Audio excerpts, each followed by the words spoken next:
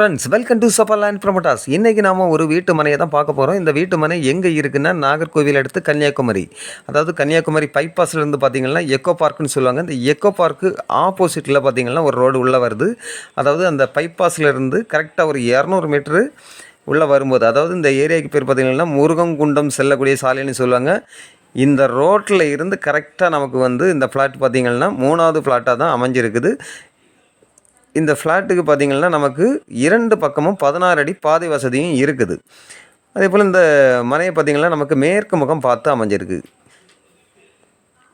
அதாவது இந்த வீட்டு மனையை சுற்றி நிறைய வீடுகளும் இருக்குது. பக்கத்தில் பார்த்திங்கன்னா பிஎஸ்என்எல் ஆஃபீஸும் இருக்குது.